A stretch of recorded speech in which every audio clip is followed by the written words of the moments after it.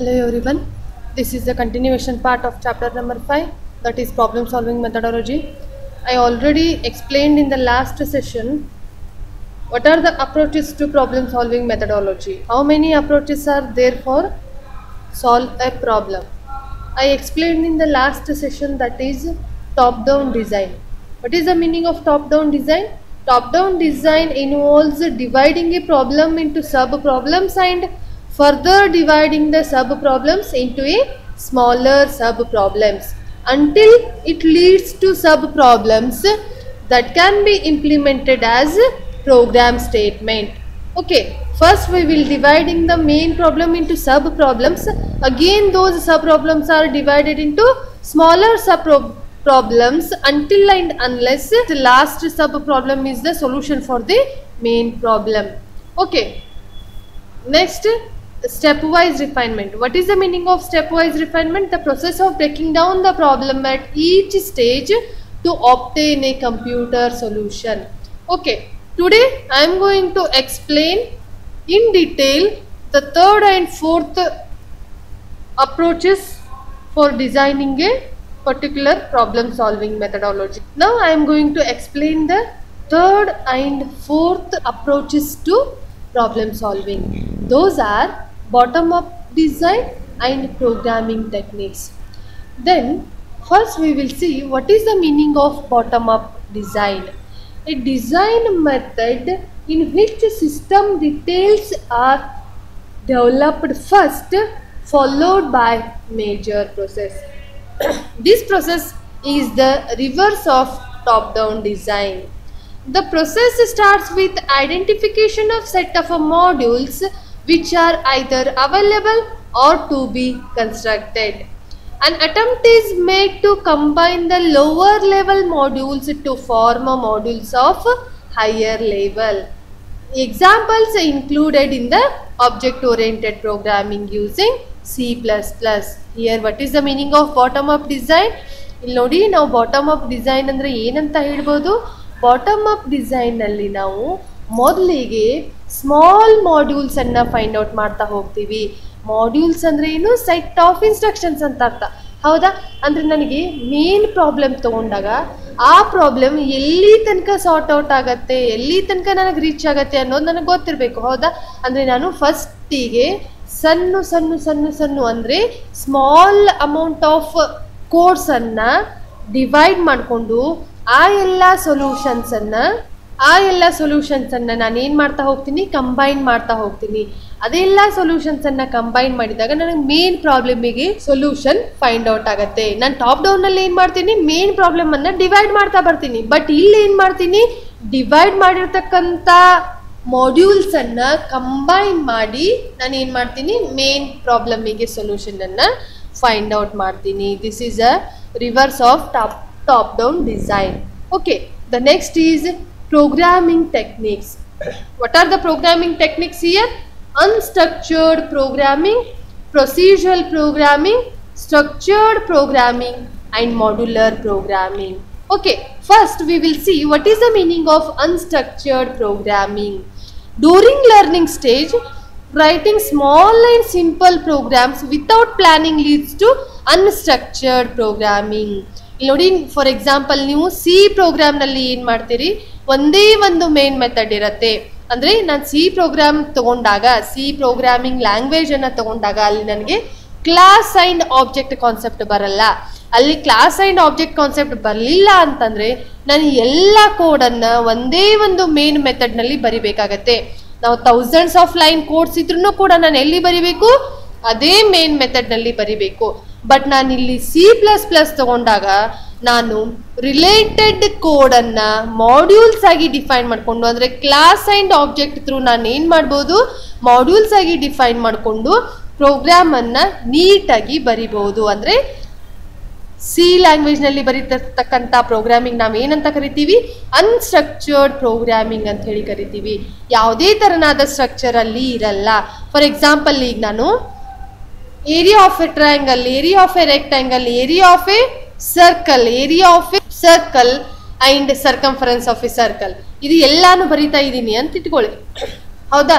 ನಾನು unstructured programming ಹೇಳಬೇಕಾದ್ರೆ ಈ ಎಲ್ಲ ಕೋರ್ಸ್ ಅನ್ನು ಕೂಡ ನಾನು ಏನ್ ಮಾಡ್ತೀನಿ, ಒಂದೇ ಒಂದು ಮೇನ್ ಮೆಥಡ್ ನಲ್ಲಿ ಬರೀತೀನಿ. ಆಗ ನನಗೆ ಯಾವ್ದಾದ್ರು ಒಂದು ಲೈನ್ ನಲ್ಲಿ ಎರರ್ ಬಂತು ಅಂತಂದ್ರೆ ನಾನು ಫಸ್ಟ್ ಲೈನ್ ದಿಂದ ಕಂಪೈಲ್ ಮಾಡ್ತಾ ಬರಬೇಕು. ಬಟ್ ಅನ್ಸ್ಟ್ರಕ್ಚರ್ಡ್ ಪ್ರೋಗ್ರಾಮಿಂಗ್ ಇರದೆ ನನಗೆ ಸ್ಟ್ರಕ್ಚರ್ಡ್ ಪ್ರೋಗ್ರಾಮಿಂಗ್ ಇತ್ತು ಅಂತಂದಾಗ ನಾನು ಏರಿಯಾ ಆಫ್ ಟ್ರಯಾಂಗಲ್ ಅನ್ನ ಒಂದು ಮಾಡ್ಯೂಲ್ ಮಾಡ್ಬೋದು, ಏರಿಯಾ ಆಫ್ ಸರ್ಕಲ್ ಅನ್ನ ಒಂದು ಮಾಡ್ಯೂಲ್ ಮಾಡ್ಬೋದು, area of circle and circumference ಅನ್ನ ಒಂದು ಮಾಡ್ಯೂಲ್ ಮಾಡ್ಬೋದು, ಆಮೇಲೆ ಏರಿಯಾ ಆಫ್ ರೆಕ್ಟ್ಯಾಂಗಲ್ ಅನ್ನು ಕೂಡ ಒಂದು ಮಾಡ್ಯೂಲ್ ಮಾಡ್ಬೋದು. ಅಂದರೆ ಬೇರೆ ಬೇರೆ ಕೋರ್ಸ್ ಅನ್ನ ಬೇರೆ ಬೇರೆ ಮಾಡ್ಯೂಲ್ಸ್ ಅನ್ನ ಮಾಡಿದಾಗ ನನಗೆ ಪರ್ಟಿಕ್ಯುಲರ್ ಎಲ್ಲಿ ಎರರ್ ಇರುತ್ತೆ ಅನ್ನೋದನ್ನ ಈಸಿಲಿ ಫೈಂಡ್ ಔಟ್ ಮಾಡ್ಬೋದು. ಅದು ಇದರಲ್ಲಿ structured ಪ್ರೋಗ್ರಾಮಿಂಗ್ನಲ್ಲಿ.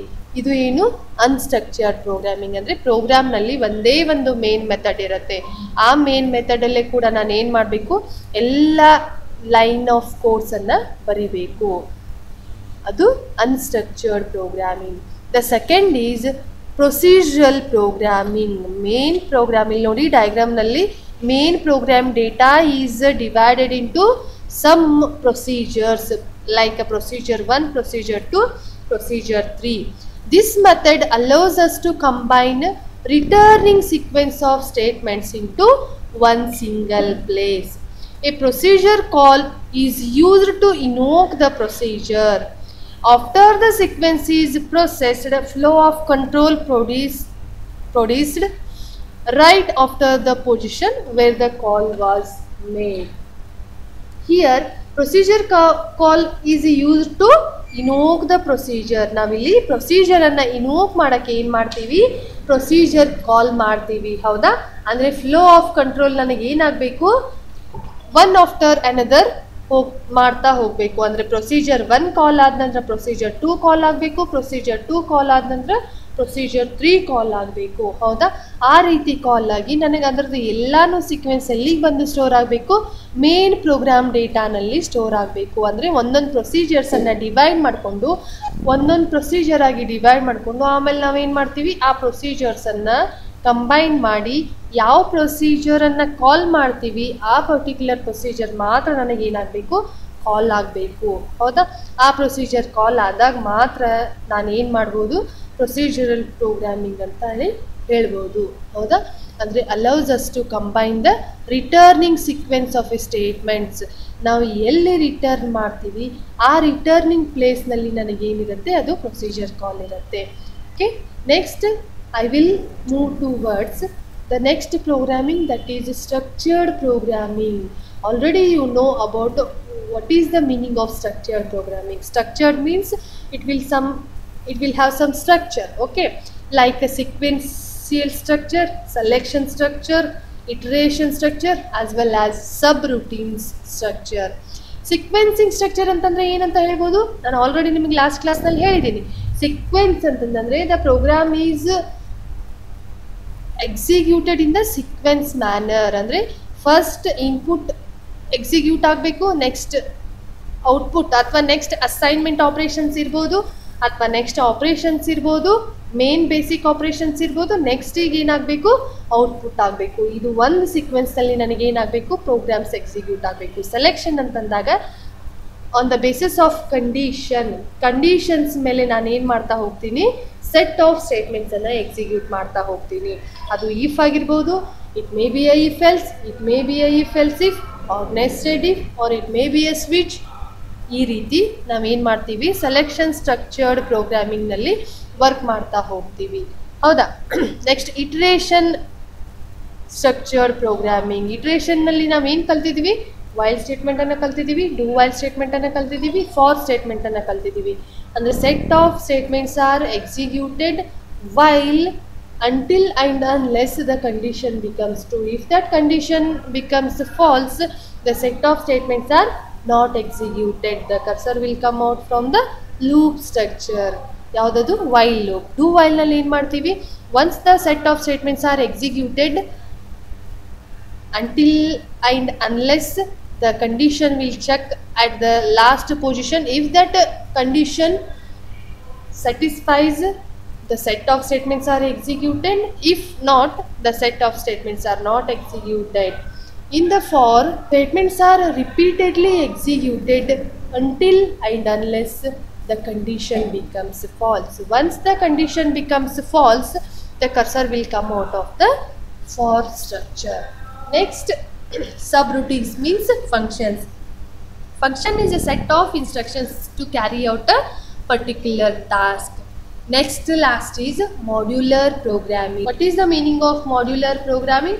The process of splitting the lengthier and the complex programs into number of smaller units or modules is called as modularization, and programming with such an approach is called as modular programming. ಇಲ್ಲಿ ನೋಡಿ, modular programming ಅಂತಂದ್ರೆ ಏನು? Main program ಅನ್ನ ಸಬ್ modules ಆಗಿ divide ಮಾಡ್ತೀವಿ. ಹೌದಾ? ಸಬ್ modules ಆಗಿ ಹೇಗೆ ನಾವು ಡಿವೈಡ್ ಮಾಡ್ತೀವಿ? ಪ್ರತಿಯೊಂದು ಮಾಡ್ಯೂಲ್ಸ್ ನಲ್ಲಿ ನನಗೆ ಸೆಟ್ ಆಫ್ ಇನ್ಸ್ಟ್ರಕ್ಷನ್ಸ್ ಇರುತ್ತೆ. ಅಂದ್ರೆ ಡೇಟಾ ಮೆಂಬರ್ಸ್ ಇರ್ತವೆ, ಮೆಂಬರ್ ಫಂಕ್ಷನ್ಸ್ ಇರ್ತವೆ, ಮತ್ತೆ ಅದ್ರ ಜೊತೆ ಏನಿರುತ್ತೆ? ಪ್ರೊಸೀಜರ್ ಕೂಡ ಇರುತ್ತೆ. ಅದೇ ರೀತಿ ನೆಕ್ಸ್ಟ್ ಸ್ಪ್ಲಿಟ್ಟಿಂಗ್ ಮಾಡ್ಯೂಲ್ ನಲ್ಲಿ ಕೂಡ ಏನಿರುತ್ತೆ? ಪ್ರೊಸೀಜರ್ಸ್ ಇರ್ತವೆ, ಡೇಟಾಸ್ ಇರ್ತವೆ, ಆಮೇಲೆ ಮೆಂಬರ್ ಫಂಕ್ಷನ್ಸ್ ಇರ್ತವೆ. ಅಂದ್ರೆ ತನ್ನದೇ ಆದಂತ ರಿಲೇಟೆಡ್ ಇನ್ಸ್ಟ್ರಕ್ಷನ್ಸ್ ಅನ್ನ ಒನ್ ಮಾಡ್ಯೂಲ್ ನಲ್ಲಿ ಸೆಟ್ ಮಾಡ್ತೀವಿ. ಅಂದ್ರೆ ಒನ್ ಮಾಡ್ಯೂಲ್ ಆಗಿ ಡಿವೈಡ್ ಮಾಡ್ತೀವಿ. ಆ ರೀತಿ ಮಾಡ್ಯೂಲ್ ಆಗಿ ಡಿವೈಡ್ ಮಾಡೋದ್ರಿಂದ ನಾನು ಏನ್ ಮಾಡ್ಬೋದು? ಎರರ್ಸ್ ಅನ್ನ ಈಸಿಲಿ ಫೈಂಡ್ ಔಟ್ ಮಾಡ್ಬೋದು. That is the advantage. Debugging is easier. ಆಮೇಲೆ ನಾನು ಸೆಟ್ ಆಫ್ ಇನ್ಸ್ಟ್ರಕ್ಷನ್ಸ್ ಅನ್ನ ಒನ್ ಮಾಡ್ಯೂಲ್ ಅಂದ್ರೆ ರಿಲೇಟೆಡ್ ಸೆಟ್ ಆಫ್ ಇನ್ಸ್ಟ್ರಕ್ಷನ್ಸ್ ಅನ್ನ ಒನ್ ಮಾಡ್ಯೂಲ್ ನಲ್ಲಿ ಕಂಬೈನ್ ಮಾಡೋದ್ರಿಂದ ನಾನು ಏನು ಮಾಡ್ಬೋದು? ಅದು ಒಂದನ್ನು ಮಾತ್ರ ರೀಯೂಸಬಿಲಿಟಿ ಮಾಡ್ಬೋದು. ಅಂದರೆ using inheritance we can reuse the existing code. ನನಗೆ ಇಲ್ಲಿ ಏನು ಕಾನ್ಸೆಪ್ಟ್ ಬರುತ್ತೆ? ಇನ್ಹೆರಿಟೆನ್ಸ್ ಕಾನ್ಸೆಪ್ಟ್ ಬರುತ್ತೆ. ಹೌದಾ? Next, building library. ಅಂದರೆ ನಾನು ಏನು ಮಾಡ್ಬೋದು? ಒಂದು ಕಡೆ ನಾನು ಲೈಬ್ರರಿ ಫಂಕ್ಷನ್ಸನ್ನು ಯೂಸ್ ಮಾಡಿದೆ ಅಂತಂದರೆ ಸೇಮ್ ನಾನು ಅದೇ ನೆಕ್ಸ್ಟ್ ಮಾಡ್ಯೂಲ್ನಲ್ಲಿನೂ ಕೂಡ ನಾನು ಏನು ಮಾಡ್ಬೋದು? ಫೆಚ್ ಮಾಡ್ಬೋದು. ಹೌದಾ? These are the advantages of modular programming. ಅಂದರೆ ನಾನು ಇಲ್ಲಿ ಹೇಳ್ತಿರೋದು ಏನು ಅಂತಂದರೆ, ಮಾಡ್ಯೂಲ್ಸ್ ಆಗಿ ಡಿವೈಡ್ ಮಾಡೋದ್ರಿಂದ ನನಗೆ ಏನೇನು ಅಡ್ವಾಂಟೇಜಸ್ ಇದೆ? This technique provides a grouping of procedures which are common functionality in to a separate modules.